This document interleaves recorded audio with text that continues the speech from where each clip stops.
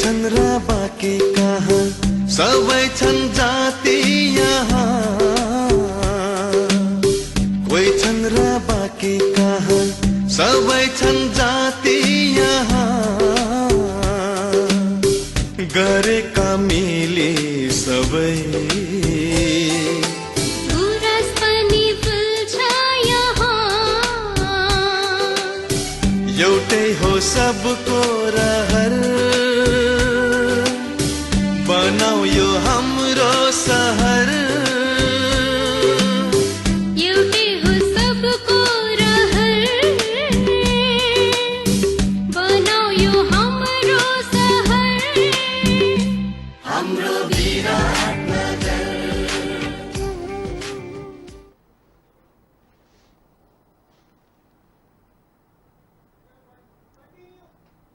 नमस्ते। मकालु टेलिभिजन र अन्य माध्यमहरूबाट मलाई प्रत्यक्ष रूपमा हेरेर बस्नुभएका मेरा प्यारा विद्यार्थी भाइ बहिनीहरू तथा अन्य दर्शकवृन्दहरूमा म सनम खड्का हार्दिक स्वागत गर्दछु। विद्यार्थी भाइ बहिनी हो, सदा चाहिँ आज पनि मैले पढाउनु पर्ने टपिकहरू लिएर म उपस्थित भइसकेको छु र मैले योभन्दा अगाडिको सेसनमा के पढाइसकेको थिएँ भन्दा डिस्टेन्स भनेको के हो र डिस्प्लेसमेन्ट भनेको के हो भनेर मैले तिमीहरूको कन्सेप्ट क्लियर पारिसकेको छु भन्ने मैले आशा गरेको छु। र आज त्यस पछाडिको च्याप्टर जस्तो स्केलर क्वान्टिटी र भेक्टर क्वान्टिटीको बारेमा, त्यो पछाडिको टपिक स्केलर क्वान्टिटी र भेक्टर क्वान्टिटीको बारेमा आज पनि हामी कन्सेप्ट क्लियर पार्नेछौँ है त। ल सुरु गरौँ। स्केलर क्वान्टिटी भनेको के हो? पहिलो म यो स्केलर क्वान्टिटीको डेफिनेसन लेख्छु, त्यस पछाडि यो भनेको के हो म एक्जाम्पल सहित तिमीहरूलाई बुझाइदिन्छु है त। अब स्केलर क्वान्टिटी भनेको के हो? मैले अस्ति पनि भनेको थिएँ, एउटा एक्जाम्पल दिएको थिएँ स्केलर क्वान्टिटीको बारेमा। स्केलर क्वान्टिटीसँग के मात्र हुन्छ भन्दा स्केलर क्वान्टिटीसँग म्याग्निट्युड मात्र हुन्छ, डाइरेक्सन हुँदैन है। ल डेफिनेसन लेखौँ। Physical quantity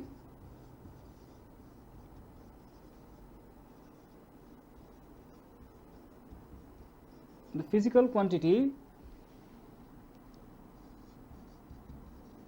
which has only magnitude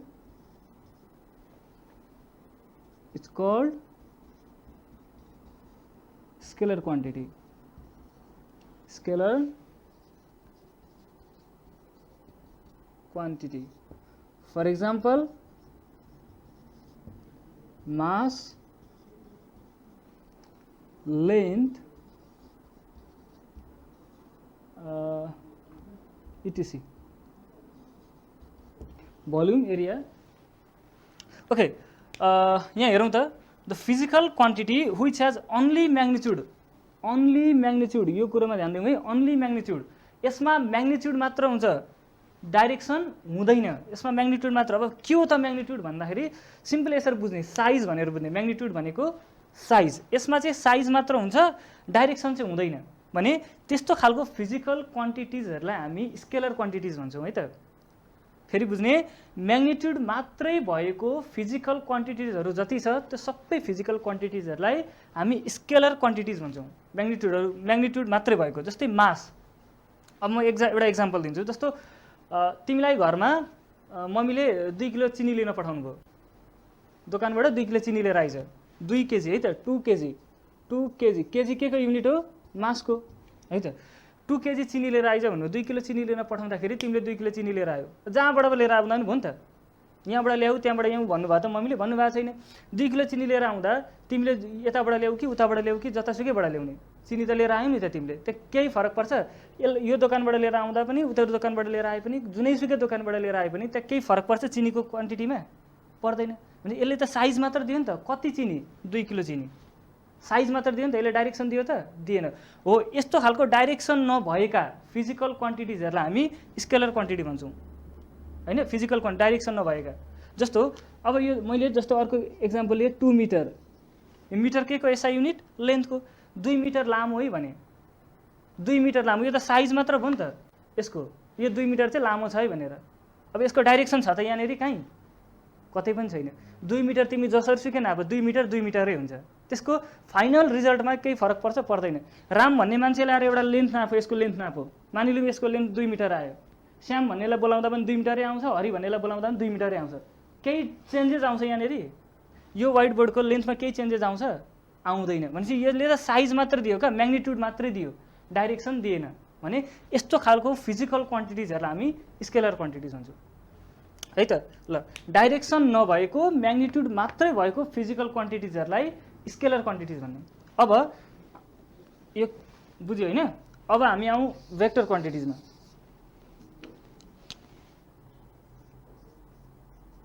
vector quantity यो त अब तिमीहरूले बुझिसक्यो होला यसमा त अन्ली म्याग्निट्युड छ भने भेक्टरमा त म्याग्निट्युड त हुन्छ प्लस डाइरेक्सन पनि हुन्छ magnitude as well as direction दुइटै म्याग्निट्युड र डाइरेक्सन दुइटै भएकोलाई हामी के भन्छौँ भेक्टर क्वान्टिटी भन्छौँ है त जस्तो the physical quantity which has both magnitude and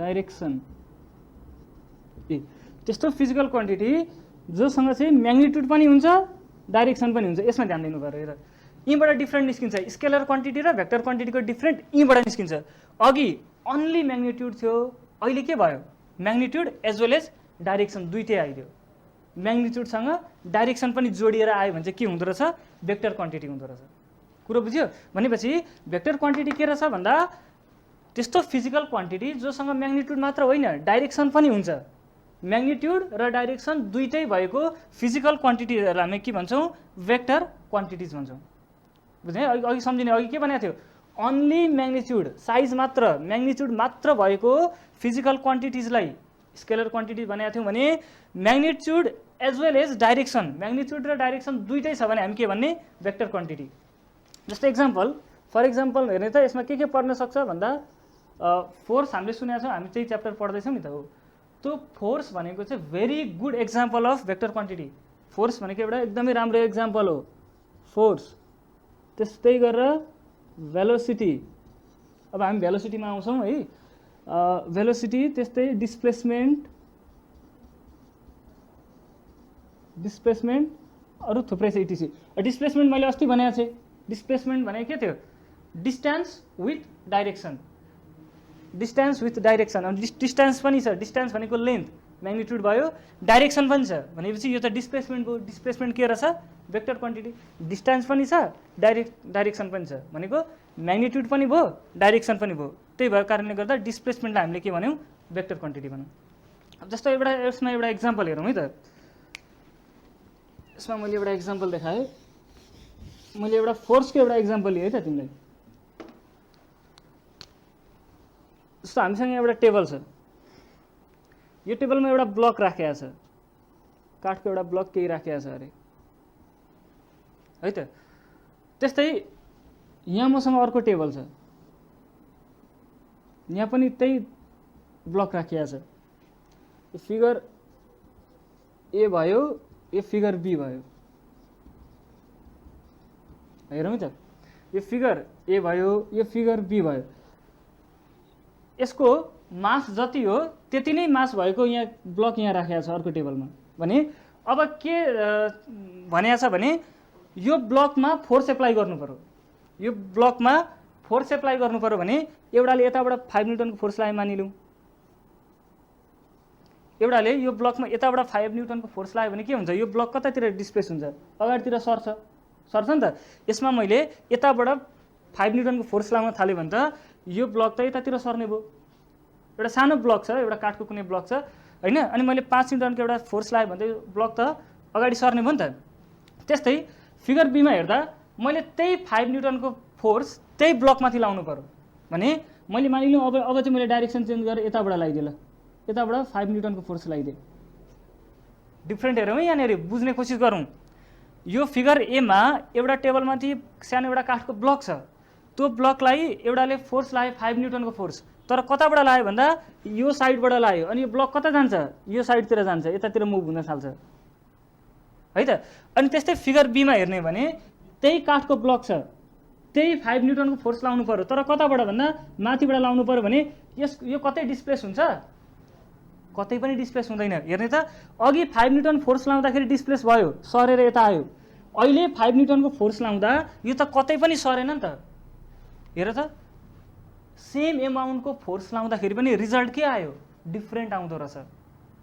अघिको केसमा के थियो, तिमीलाई 5 किलो चिनी ल्याउन पठाउँदाखेरि रिजल्ट के डिफ्रेन्ट आउँथ्यो, आउँदैन थियो। जहाँसुकैबाट ल्याए पनि एउटै हो, रिजल्ट त्यही आउँथ्यो, चिनी नै आउँथ्यो। भने यहाँ त 5 न्युटनको फोर्स लाउँदाखेरि एकातिरबाट फोर्स लाउँदा यो सर डिस्प्लेस भयो, त्यही 5 न्युटनको फोर्स त्यही ब्लकमा लाउँदाखेरि यो सरेन, यसमा त डिफ्रेन्टै भएन, यो त सर्दै सरेन, यहाँ डिफ्रेन्ट भयो। जस्तो डिस्प्लेस भयो, यहाँबाट यता पुग्यो डिस्प्लेस भयो नि त ब्लक, यहाँनिर डिस्प्लेस भयो त भएन। हेर त 5 न्युटनको त्यही फोर्स लाउँदा त्यही ब्लकमा लाउँदाखेरि रिजल्ट डिफ्रेन्ट आयो भनेपछि त के भन्नु पर्यो भन्दा फोर्स त भेक्टर क्वान्टिटी रहेछ, किनभने यसमा डाइरेक्सन हुँदो रहेछ। फोर्स लाउँ भन्दाखेरि कताबाट लाउँ भनेर सोध्नुपर्ने रहेछ, यताबाट लाउँदा अर्कै रिजल्ट आउने, उताबाट लाउँदा अर्कै रिजल्ट आउने, माथिबाट लाउँदा अर्कै रिजल्ट आउने। त्यही भएर फोर्स भनेको के रहेछ भन्दा भेक्टर क्वान्टिटी रहेछ। किन भन्दा फोर्स एउटै एमाउन्टको फोर्स लाउँदाखेरि पनि रिजल्ट फरक फरक आउँदो रहेछ, परिणामहरू भिन्न भिन्न आउने भएको कारणले गर्दा हामीले फोर्सलाई भेक्टर क्वान्टिटी भनेका हौँ। ल बुझ्यो होइन त? अब यहाँनिर अलिकति हेरौँ, मैले स्केलर क्वान्टिटी र भेक्टर क्वान्टिटीको कुरो गरिरहँदा यो दुईटामा डिफ्रेन्ट चाहिँ के छ त? मलाई थाहा छ तिमीहरूलाई आइसकेको छ डिफ्रेन्ट है, किनभने अघि म्याग्निट्युड भनेको थिएँ एउटामा भने अर्कोमा magnitude as well as direction भनेको थिएँ भने। अब अलिकति हेरौँ है त, vector quantity versus scalar quantity.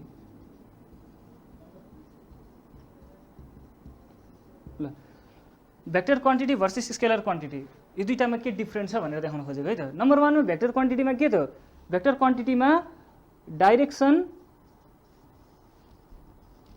And magnitude,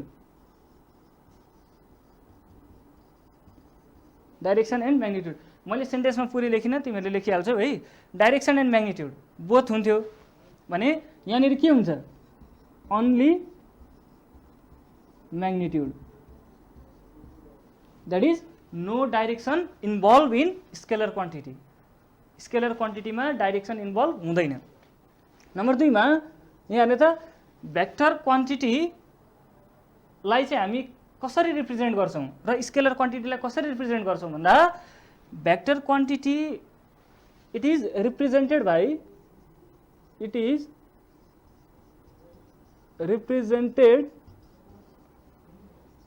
by a letter with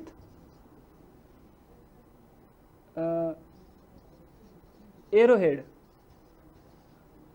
For example, a माथि एरो यसरी।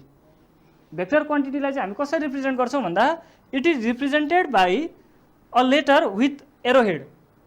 कुनै एउटा लेटरले रिप्रेजेन्ट गर्ने तर त्यसको माथि के दिने भन्दा एरो हेड दिने। यो भनेको यो ए भनेको सिंगल अल्फाबेट सिंगल लेटर भनेको चाहिँ म्याग्निट्युड भयो भने माथिको एरोले चाहिँ डाइरेक्सन है यता जाँदैछ है भनेर डाइरेक्सन देखाउँछ। त्यही भएर म्याग्निट्युड प्लस डाइरेक्सन ओभरअलमा vector quantity.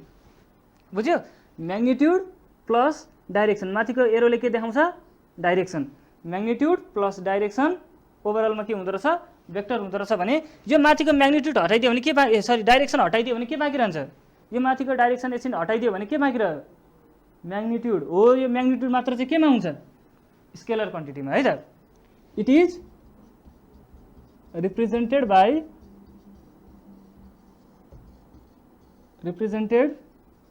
By a letter only, एउटा लेटरले मात्र रिप्रेजेन्ट गर्ने। फर इक्जाम्पल ए, बुझ्यो?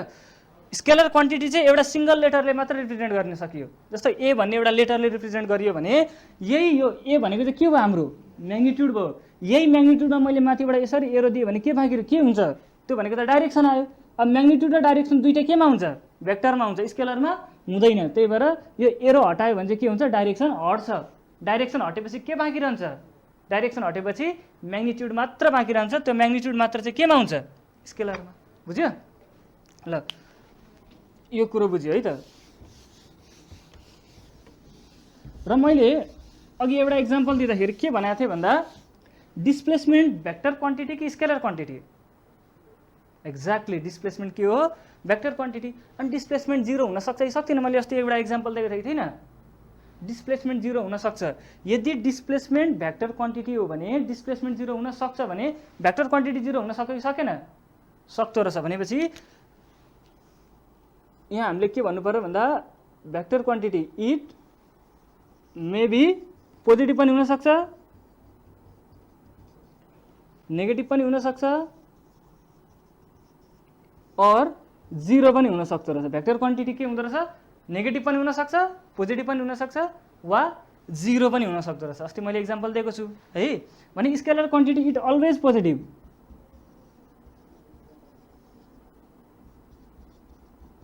यो चाहिँ जहिले पनि पोजिटिभ मात्र हुन्छ यो नेगेटिभ हुने कन्डिसन हुँदैन भनेपछि यो जहिले पनि के हुँदो रहेछ positive vector quantity positive negative वा 0 पनि हुन सक्दो रहेछ डिस्प्लेसमेन्ट 0 भयो म उता पुगेर यहीँ आइपुगेँ भने त मेरो डिस्प्लेसमेन्ट 0 भएको भएन त्यही भएर भेक्टर क्वान्टिटी 0 पनि हुन सक्दो रहेछ तर स्केलर क्वान्टिटी अलवेज पोजिटिभ यो तीनटा डिफरेन्टहरू मैले यहाँ लेखिदिएँ तिमीहरूले बुझ्यौ होला ल अब यो टपिक मैले इन्ड गरेँ है त यहाँनिर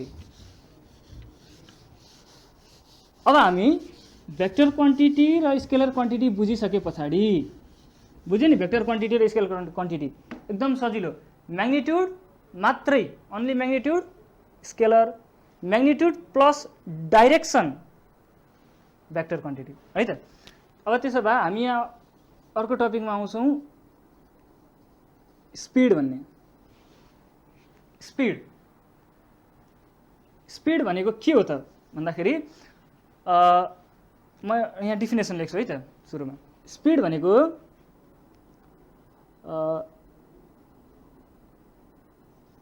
the distance covered by a moving object in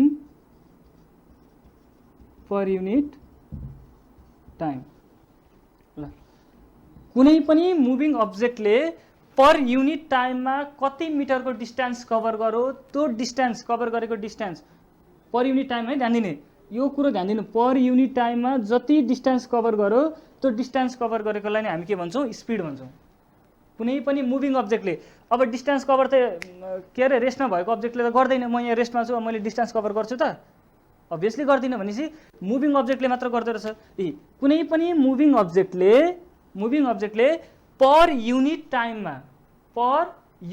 टाइममा कति मिटरको डिस्टेन्स कभर गर्छ हो यसलाई हामी स्पिड भन्छौँ मतलब कुनै एउटा मुभिङ अब्जेक्टले पर युनिट टाइम भनेको 1 सेकेन्डमा कति मिटरको डिस्टेन्स कभर गर्छ प्रत्येक 1 सेकेन्डमा कति मिटरको डिस्टेन्स कभर गर्छ त भन्दा त्यही कभर गरेको डिस्टेन्सलाई नै हामी स्पिड भन्छौँ पर युनिट टाइममा है पर युनिट भनेको 1 भनेको है युनिट भनेको 1 पर युनिट पर भनेको प्रति एकाइ समय भनेको है नेपालीमा भन्दा प्रति एकाइ युनिट भनेको 1 पर युनिट टाइम पर 1 सेकेन्डमा प्रत्येक 1 सेकेन्डमा कति मिटरको डिस्टेन्स कभर गर्छ त त्यो मुभिङ अब्जेक्टले कुनै गाडी होस् वा बाइसाइकल कुनै पनि होस् मुभिङ अब्जेक्ट कुनै पनि मुभिङ अब्जेक्टले प्रत्येक 1 सेकेन्डमा कति मिटरको डिस्टेन्स कभर गर्यो हो त डिस्टेन्स कभर गरेको त्यो मुभिङ अब्जेक्टको प्रति 1 सेकेन्डमा कभर गरेको डिस्टेन्सलाई नै हामी स्पिड भन्छौँ मुभिङ अब्जेक्टले प्रति 1 सेकेन्ड समयमा 1 सेकेन्डमा कति मिटर अर्को सेकेन्डमा कति मिटर हो त्यसरी प्रत्येक 1 सेकेन्डमा कभर गरेको डिस्टेन्सलाई हामी के भन्छौँ स्पिड भन्छौँ है त the distance covered by moving object per unit time जस्तो एउटा एक्जाम्पल म दिउँ पर युनिट टाइम यो टाइमको कुरो किन चाहियो भन्दा म एउटा एक्जाम्पल दिन्छु है त ल अब एउटा एक्जाम्पल हेरौँ यो ए भन्ने एउटा पोइन्ट छ है त इनिसियल पोइन्ट यो बी भनेको अर्को फाइनल पोइन्ट छ ए भनेको एउटा इनिसियल पोइन्ट भयो सुरुको बी भनेको फाइनल पोइन्ट भयो भने यो दुईटाको डिस्टेन्स हेरौँ मानिलौँ यो दुईटाको डिस्टेन्स मानिलौँ मैले यहाँ एज्युम गरेँ 800 मिटर है त ए र बी भन्ने दुईटा ए भनेको इनिसियल पोइन्ट भयो सुरुको बी भनेको हाम्रो डेस्टिनेसन हामी पुग्नुपर्ने ठाउँ र यो ए र बी बिचको डिस्टेन्स चाहिँ लेन्थ चाहिँ हाम्रो कति रहेछ 800 मिटर 800 मिटर लामो दूरी रहेछ दुईटाको बिचमा एउटा गाडी छ यहाँनिर मानिलौँ यहाँ एउटा गाडी है त यो मैले गाडी ल यो भनेको मेरो अब यहाँ एक्स भन्ने एउटा गाडी छ अरे, नाम अब मैले एउटा किने नाम राख्दिएँ, एक्स भन्ने गाडी छ अरे। यो गाडी यहाँबाट कुद्न सुरु गर्यो, स्टार्ट भयो, कुद्न सुरु गर र यहाँ पुग्यो, मानिलिउँ यहाँ पुग्यो ल, त्यही एक्स भन्ने गाडी यहाँ पुग्यो। यो यहाँबाट कुद्दै गर्दा यहाँ पुग्यो, तर यसले मानिलिउँ 30 सेकेन्ड टाइम लियो अरे। जान्दिनँ है त, यो एउटा केस भयो। इनिसियल पोइन्ट ए भन्ने एउटा सुरुको पोइन्ट छ जहाँ गाडी उभिएको छ, यहाँबाट कुद्न सुरु गर्यो गाडी, बी भन्ने ठाउँमा पुग्यो, पुगेर रोकियो, र तर एबाट बी भन्ने ठाउँमासम्म पुग्नको लागि उसलाई 30 सेकेन्ड टाइम लाग्यो। त्यस्तै यहाँ अर्को केस छ फेरि, त्यही यहाँ ए भन्ने पोइन्ट भयो सुरुको पोइन्ट, बी भनेको हाम्रो फाइनल, हाम्रो डेस्टिनेसन भयो, पुग्नुपर्ने ठाउँ, र यो दुईटा बिचको डिस्टेन्स फेरि त्यही, केही चेन्ज छैन है, ठाउँ पनि त्यही हो, डिस्टेन्स पनि 800 मिटरकै हो है, र गाडी पनि त्यही छ। जस्तो यहाँनिर एउटा गाडी छ, यहाँ गाडी छ, यो चाहिँ वाई भन्ने गाडी भयो अरे, यो कुद्न थाल्यो, कुद्दै गयो, बी भन्ने ठाउँमा पुग्यो, बी भन्ने ठाउँमा पुगिसके पछाडि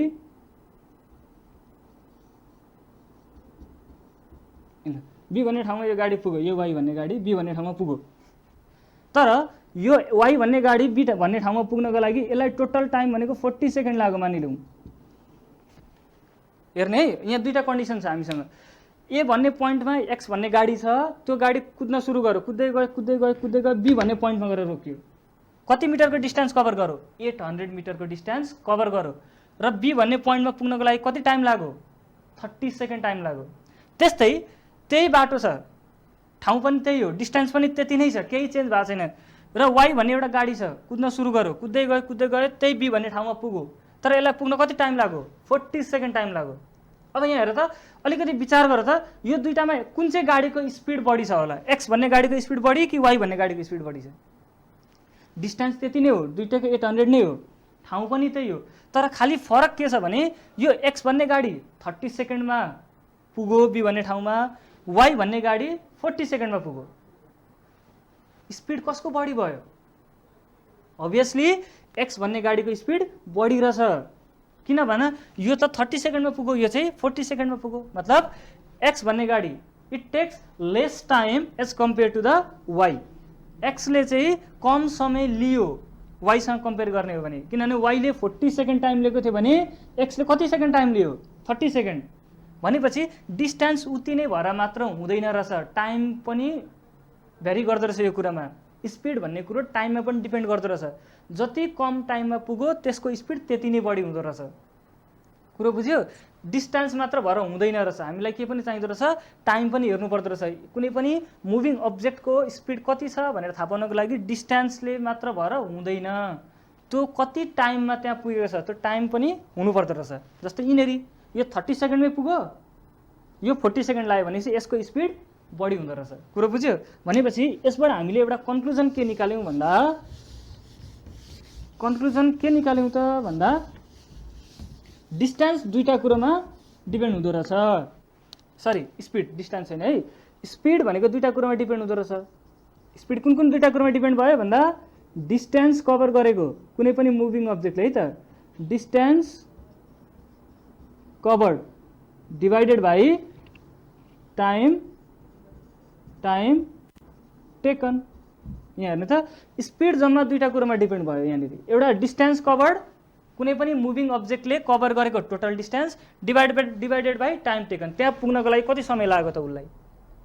जस्तो अघि ए भन्ने पोइन्टबाट बी भन्ने पोइन्टमा पुग्दा एउटालाई 30 सेकेन्ड लाग्यो, अर्कोलाई 40 सेकेन्ड 40 सेकेन्ड लाग्यो, उति नै डिस्टेन्स। भनेपछि स्पिड भनेको के हुँदो रहेछ, distance covered by a moving object, distance covered मात्र लेखेँ मैले, बाई अ मुभिङ अब्जेक्ट हुन्छ, distance covered by time taken है त। अब यहाँ हेर्ने त डिस्टेन्स, अब यहाँ हेर्ने स्पिड भनेको मैले स्पिड नै लेखेँ यसलाई। डिस्टेन्स भनेको त हाम्रो के हो, दुईटा पोइन्टको डिस्टेन्स भनेको लेन्थ हो होइन, दुईटा पोइन्ट बिचको डिस्टेन्स भनेको त त्यो दुईटा पोइन्ट बिचको के हो, लेन्थ होइन त। लेन्थलाई केमा मेजर गरिन्छ, लेन्थलाई मिटरमा मेजर गरिन्छ, मिटरमा। भने टाइम टेकनको एसआई युनिट के हो, टाइम टेकनको के हो एक्ज्याक्टली, टाइम टेकनको के हो, सेकेन्ड। भनेपछि हामीले स्पिडको एसआई युनिट के लेख्न पायौँ भन्दा स्पिड इज इक्वल टु मिटरलाई केले रिप्रेजेन्ट गरिन्छ, कुन सिम्बलले, एम, डिभाइडेड बाई सेकेन्डलाई एसले, देयरफोर स्पिड भनेको के हुँदो रहेछ मिटर पर सेकेन्ड। स्पिडको एसआई युनिट के हुँदो रहेछ मिटर पर सेकेन्ड। मैले अघि के भनेको थिएँ 1 सेकेन्डमा कति मिटरको डिस्टेन्स कभर गर्छ त्यो नै हाम्रो के हो स्पिड। मैले अघि भनेको कुरो ठिक हो। यहाँ हेर्ने त 1 सेकेन्डमा पर भनेको 1 पर सेकेन्डमा कति मिटरको डिस्टेन्स कभर गर्छ त्यसलाई नै के भनिन्छ स्पिड भनिन्छ। बुझ्यो? यहाँ हेर्ने त पर यो भनेको डिभाइड भनेको पर है त पर सेकेन्डमा पर सेकेन्ड प्रति 1 सेकेन्डमा प्रत्येक 1 सेकेन्डमा कति मिटरको डिस्टेन्स कभर गर्यो त्यसलाई नै के भनिन्छ स्पिड भनिन्छ। भनेपछि पछि कसैले क्वेसन सोध्यो what is the SI unit of speed भन्यो भने के भन्ने the SI unit of speed is metre per second. Metre per second यसलाई डिभाइड होइन मिटर डिभाइड बाई सेकेन्ड नभनौँ, यसलाई डिभाइडलाई के भन्ने पर भन्ने मिटर पर सेकेन्ड। ओके ल आज मैले स्पिडको कुरो गरेँ, स्केलर क्वान्टिटी र भेक्टर क्वान्टिटीको कुरो गरेँ। अब यहाँ हेर्नु त यो स्पिड स्केलर क्वान्टिटी कि vector quantity? Speed scalar quantity कति सजिलो छ S for speed S for scalar. सजिलै छ S for speed S for scalar, त्यही भएर स्पिड के हो स्केलर क्वान्टिटी हो। ल मैले आजको क्लासमा स्केलर क्वान्टिटी र भेक्टर क्वान्टिटीको कुरोहरू गरेँ, साथै यो स्पिडको कुरोहरू गरेँ। तिमीहरूले बुझ्यौ होला भन्ने आशा गर्दछु र फर्दर क्लासमा मैले भेलोसिटी र एक्सेलरेसनको कुरोहरू लिएर आउनेछु। तबसम्म मलाई बिदा दिनुहोस्। हस्त नमस्ते।